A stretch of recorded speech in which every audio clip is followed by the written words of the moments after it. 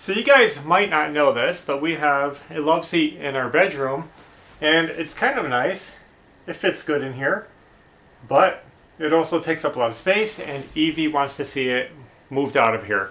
Unfortunately, I don't have any place to put this in the house. We just couldn't find a spot for it, and yet we're not ready to part with it because we wouldn't be able to get anything for it. It's hard to sell anything these days online or locally. And it's actually the identical matching piece to this set, which is our sofa and the chair over there. That's another reason we don't want to get rid of it, because we have a full matching set. You can see.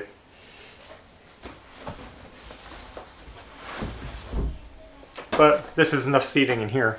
I'm going to be packing this into the bus. We're going to bring it to the mobile home because it's a good spot to put it for now until we know what we want to do with it.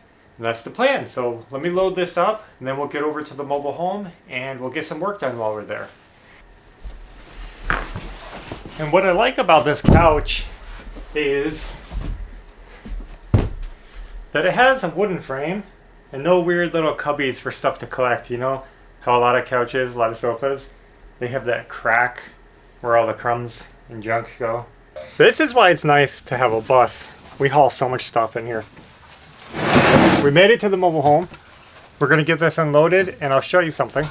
Do you remember recently we installed the panels on this wall, got it all painted.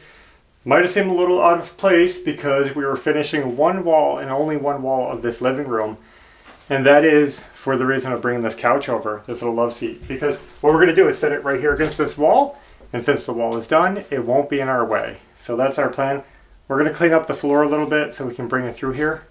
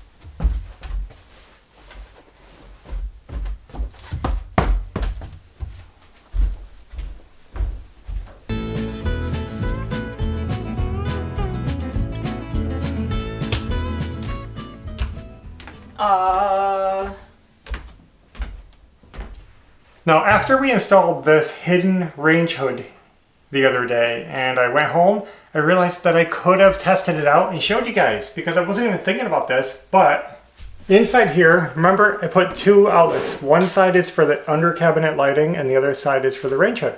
Well, the cabinet lighting circuits, lighting is on. So if I just switch this over to the, ow,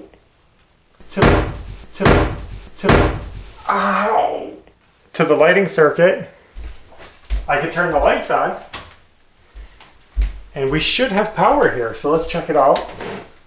Yes, that's cool. Now let's see what it sounds like. And keep in mind, anything on the camera, you guys, I don't know why, but it's always louder than real life.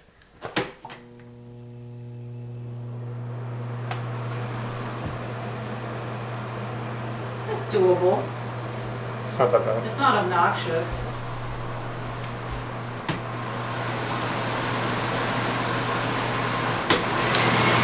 That gets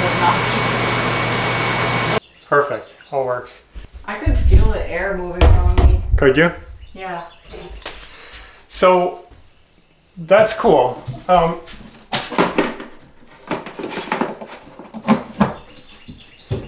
So now my impressions are that it's normal. It's not like super quiet, but I haven't seen a quiet range hood yet. I just haven't. So they have to blow air, and to do that, they have to make noise. Now, it is doable, and it's quieter than some I've seen, so it's okay. That's done. Fan tested. Let's get some cabinets hung. So I need to just find my studs in the wall. I'm going to measure, mark, pre-drill on the back of my cabinet. Okay. Just if I need anything.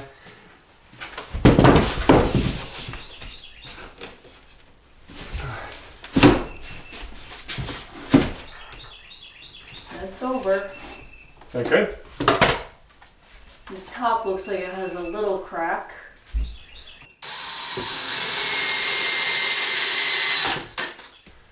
I'm hanging down over here for some reason. That's weird. Yeah. You pushed it all the way up. See if it wiggles. Yeah, and not only that, but Yeah. this bulges up too. Right.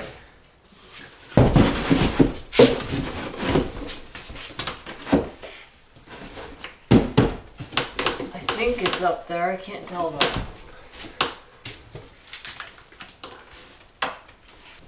Okay, two more. And now, not two more, one more. Oh, screws, you No, know. screws. Yeah. Yeah, let's finish it. Okay. So now, before we get too carried away, I'm going to go ahead and tie these cabinets together. So I'm going to pre-drill through this wood so we can screw sideways, and that way I can kind of, you know, line these cabinets up and get those faces linked.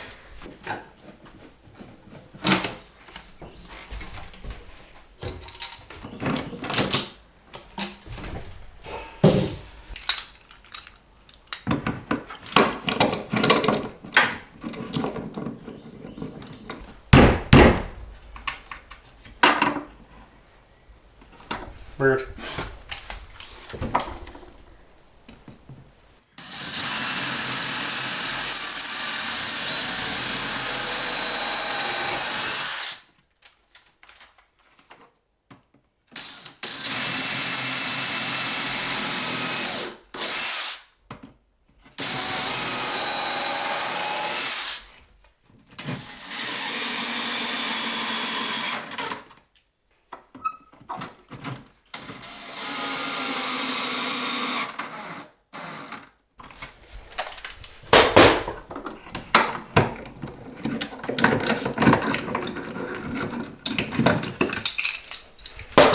Okay.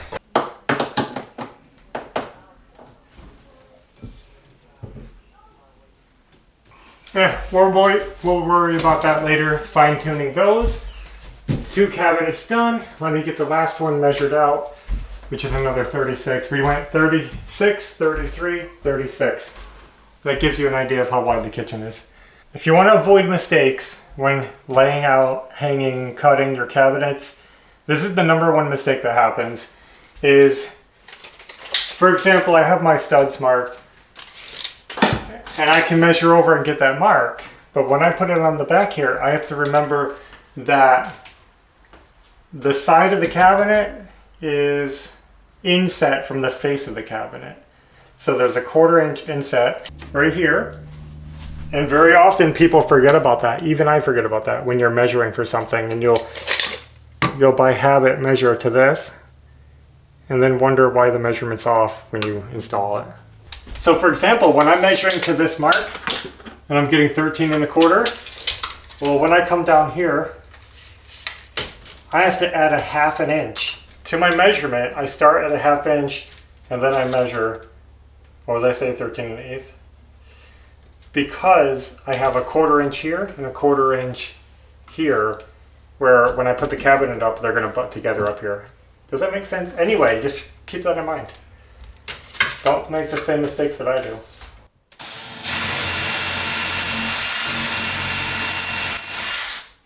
I like to pre-drill because it helps me get the cabinet up easier. First of all, the screws go in nicer, and you really know when your cabinet is pushed against the wall. And also, you don't have to think. When you're holding it up there, you can just get them in. We're ready, I guess. We were going to move these cabinets so that we weren't working over the base cabinets, but we're so lazy that we're willing to do more work. And just like this, I'm going to hang it with the doors on the cabinet because I'm being lazy. And then Oh. after I get it up there, I'm going to take them off. Well, let's take it off now then. But that wouldn't be lazy. Okay, so we have to be lazy. Yeah. Okay. So we struggle because we're lazy.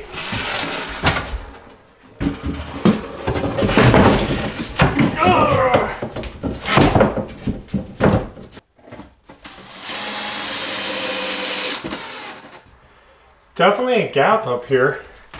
Let me see. Oh, man. Oh, I wish I wasn't being so lazy and move those. What now? Okay.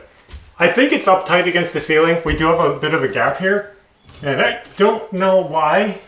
I guess I'll take the doors off and see if we can get them lined up.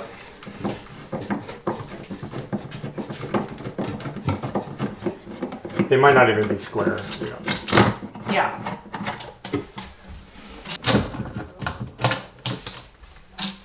Look at this gap. So down here, this is kind of doable.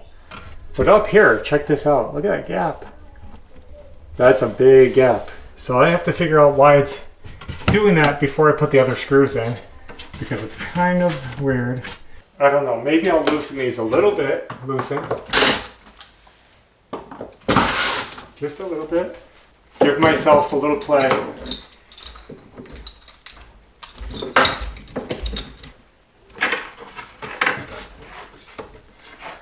There, that pulled it together.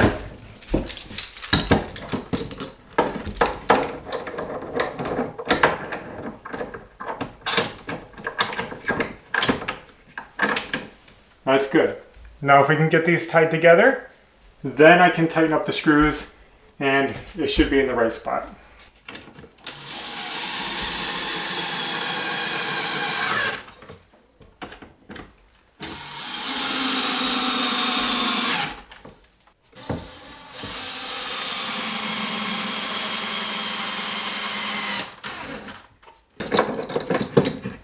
Okay. You guys want to see it now? All right, so here it is close up. Tight all the way up. Looks good. You would think so. Evie, I just made a dumb mistake. No, you didn't. Mm-hmm. We installed this cabinet upside down. What? What are you talking about? Look at the gap here. Wow. We didn't even think of that. I did think of it. I've been looking at each cabinet, but I was looking at the back because I look at the back panels because I know we put them on a certain way. And we still messed up? I didn't look at the face. I was just going by the back panel because I thought I put the tag at the top of all the cabinets. We have to do that whole thing over.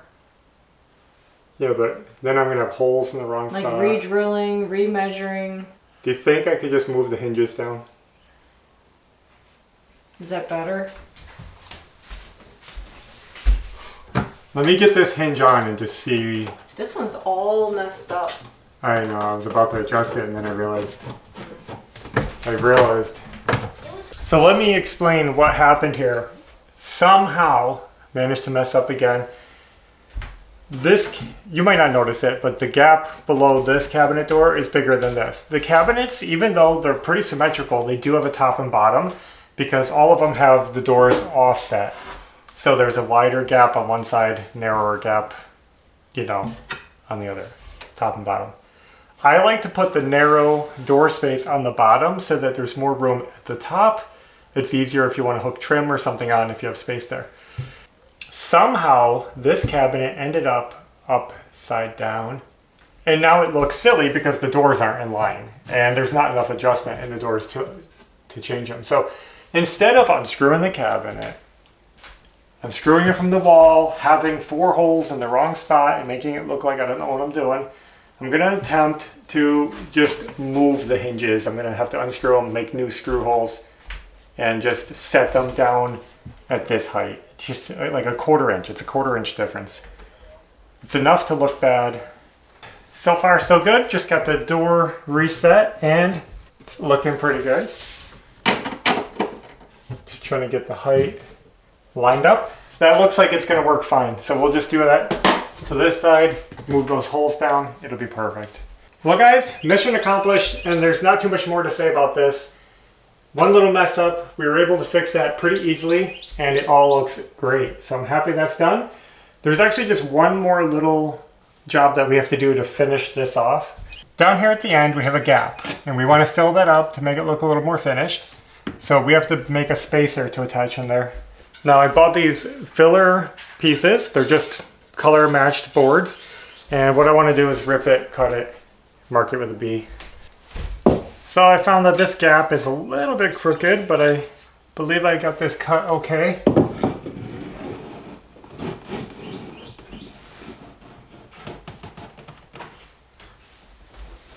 That looks perfect. And now we're going to screw this in exactly the same way as we do when we're joining the cabinets. And I already pre-drilled the holes. There. Good. Looks good. So there it is, finished off nice and tight. There was actually a 3/16 inch difference from the top to the bottom of that little strip of wood. So I don't know if the cabinet is crooked or the wall is crooked, but it makes a big difference if you take the time to cut those nice and clean to the wall. Really finished look. Now we can call this complete. Almost. There is one more little thing we could do. Again? But I'm not going to do it today because I don't have the materials. But what I want to do is make these cabinets look better down here. You know, when you see under it, it doesn't look so unfinished. You can see the hardware that holds the cabinets together. It looks a little unfinished. Now, we do want to install under cabinet lighting, but what I'm thinking about doing is skinning the bottom here with like a 1/4 inch panel or something just to close it up. It would be really cool if this looked all smooth, maybe flush with this, which is about a 1/4 inch thick. So if I could just bring some thin plywood across the bottom of this, and I could attach blocking to these cabinets to hook it to, and then we can hook it in. And it would make this look a lot cleaner. And then we can put our lights on it. It'll look really sleek and modern. It'll look like one unit because we could do a solid panel all the way across the bottom there. Imagine that. So that's something I'll have to look into. I'll have to pick up a sheet of paneling, see what I can do with it. Maybe we could even paint it to match this. Should I make it gray so that the range hood blends in? No. Hopefully next time we can get these bottoms in. We're not doing that today though, because that's just another big job. I'm not ready to get into it. There is one more little job I can do while I'm here. How would you guys like to see how the cabinets look with the hardware on them? Because we do have the handles that we ordered. We're gonna mark them out before I reveal. Let me start planning and marking, and then once we get some holes drilled in the face of these cabinets, that's scary, then I'll show you the handles that we bought.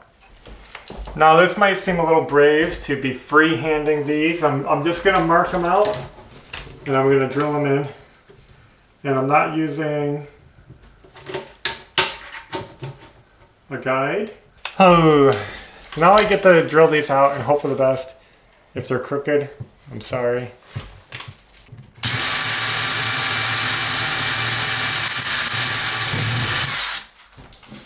You guys want to see something weird? I don't know if it's going to show up good, but have you ever seen such a blue screw? That is weird. I wonder why they're blue. So here's the big reveal. Now, when I was looking for handles for this, I was really kind of, how do I say this? I didn't want to do what everybody else does because we're different, right? So we try to do some, we like to do things uniquely. I looked at finger, like the tab pull, finger pull handles that you might have seen. Really sleek, really modern. Just didn't want to do those. We've done them before. I was going to do some like basic bar handles, and then I saw somebody else doing the same exact ones on their cabinets. It was like, I found these after searching. These are really neat. This is perfect for this home. So these are simple. You can see really clean, modern shape. But check out the leather inlay.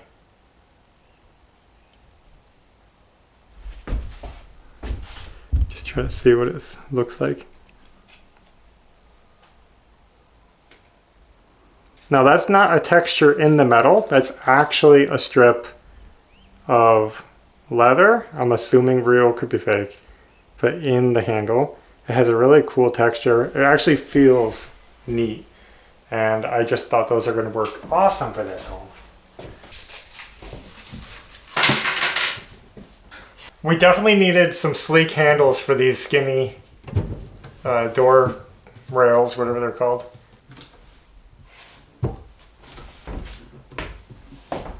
Well guys, I'll stand back so you guys can see the finished cabinets. Don't those look cool? I think those are unique. I'm really happy I found those. I've never seen leather inlay handles before. I thought those were cool. And sometimes it's those little details that really matter. And it does. I can just see the texture here. It adds a little more flair than just the standard flat metal handles. I like that. It's cool. And I think it fits well with the style we're doing in this house because we have a lot of mixed modern, vintage, kind of a lot of natural materials, but I don't know. It's an interesting blend we're doing. The metal with the natural, the wood in the metal, the black in the wood. I don't know. Does it make sense? Yeah. So there's the galley kitchen taking shape. We'll get some handles on this side very soon, maybe next time. We'll see when we can squeeze it in, but that's all we have for now. Thanks for watching and supporting us while we hang some cabinets. And until next time, take care. Bye.